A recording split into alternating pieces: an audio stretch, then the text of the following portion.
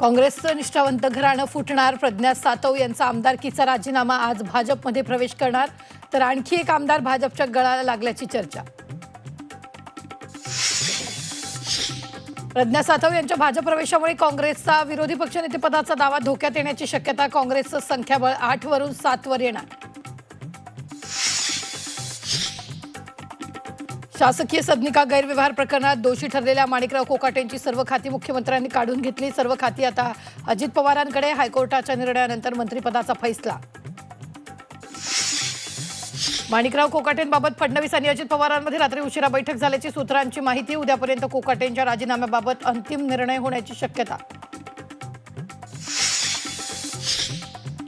शिवसेना उद्धव बाळासाहेब ठाकरे पक्ष आणि मनसे नेत्यांची आज पुन्हा बैठक. दोन्ही पक्षातील नेत्यांची जागावाटपावर चर्चा होणार. येत्या 2 दिवसात जागावाटप अंतिम करण्यावर दोन्ही पक्षांची भर.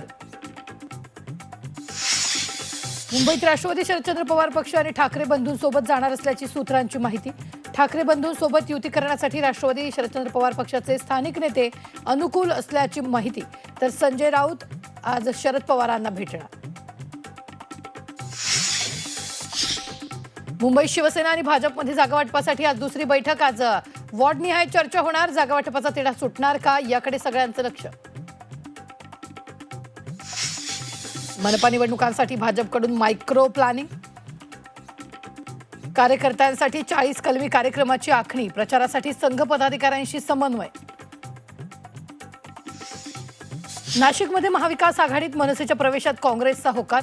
लवकरच मनसेसह महाविकास आघाडीच्या पदाधिकाऱ्यांची संयुक्त बैठक होणार. बैठकीत जागावाटपावर निर्णय होणार.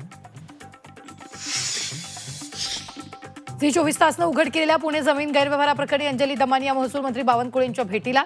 अंजली दमानिया बावनकुळेंच्या शासकीय निवासस्थानी दाखल.